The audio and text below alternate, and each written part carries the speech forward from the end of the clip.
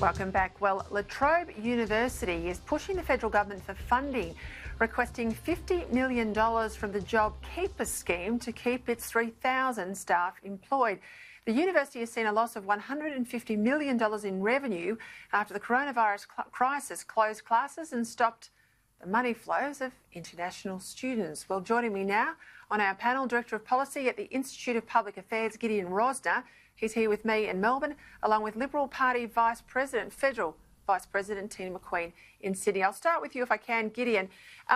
It's just extraordinary, is it? The universities, it's a sector that gets billions and billions of dollars from the taxpayer, but they've already got their hands in the JobKeeper scheme as well.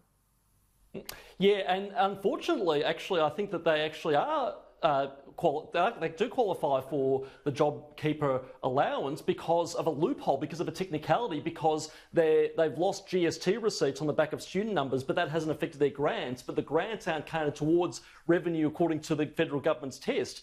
If Trobe University gets millions upon millions from the taxpayer on a technicality, that will be a slap in the face for Australian taxpayers because I don't think they're getting their money's worth. Now, there are a lot of great academics out there, but university administrators have turned universities into places that are very hostile to free speech. The taxpayer has a right to expect that universities are open squares of free intellectual inquiry, and when you look at what they've done to Peter Ridd, to conservative speakers, to conservative groups on campus, I don't think universities should get another cent of public money until that is rectified.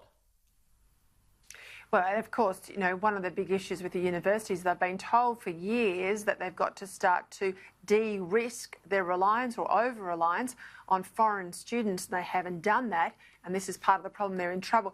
Tina McQueen, the teacher unions, we did a bit of a poll on my Facebook page. Basically, every single respondent wants the schools to open. They want it all to be back to normal in many respects. They are pretty cranky at the way in which states and teacher unions have behaved, but I think most of the venom's directed towards the unions. Oh, Peter, everyone's cranky. Everyone wants their kids back at school. And I can't believe it's okay for health workers, policemen, ambulance, even sky workers to risk their lives going to work, but somehow teachers are special. It's ridiculous. There's such little risk.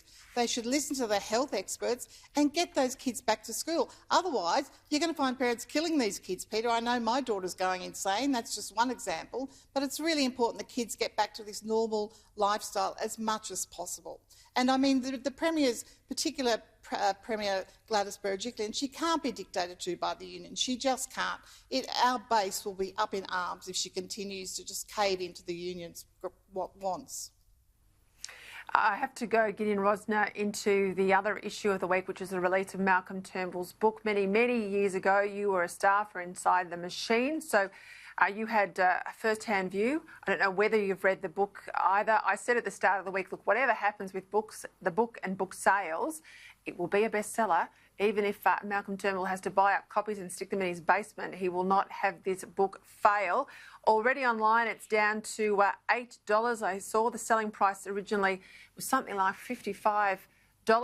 What did you make of his commentary this week, the book, if you've at all read it, or just the general life and times of one Malcolm Bligh Turnbull?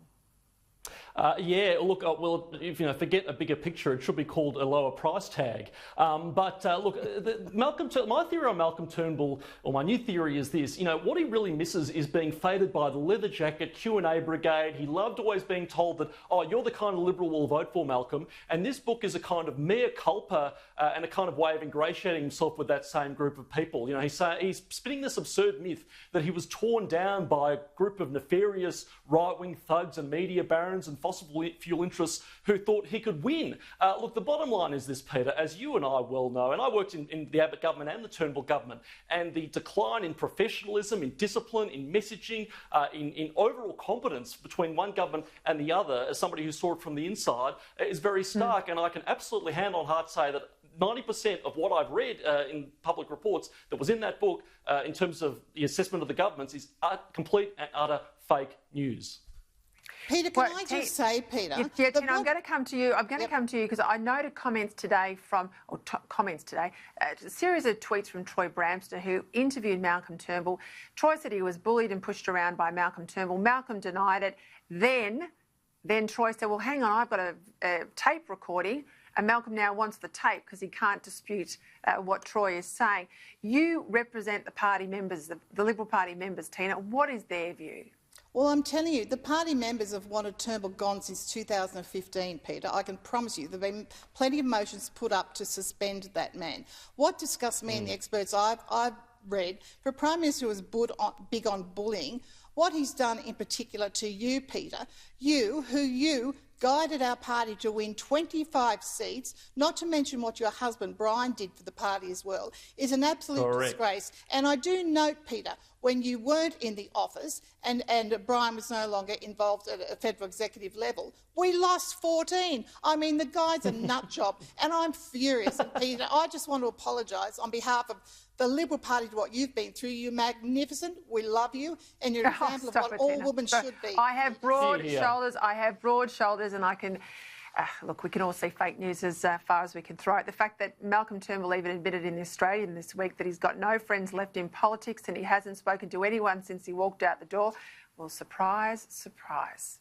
No one should see anything different from that. I've got to leave it there. I'm sorry to run out of time, but I don't want to give his book any more oxygen. Gideon Rozner, Tina McQueen, thanks very much for your time. Good night, Peter. Thanks, Peter. Thank you also for your company. Please commemorate Anzac Day tomorrow in your own particular way.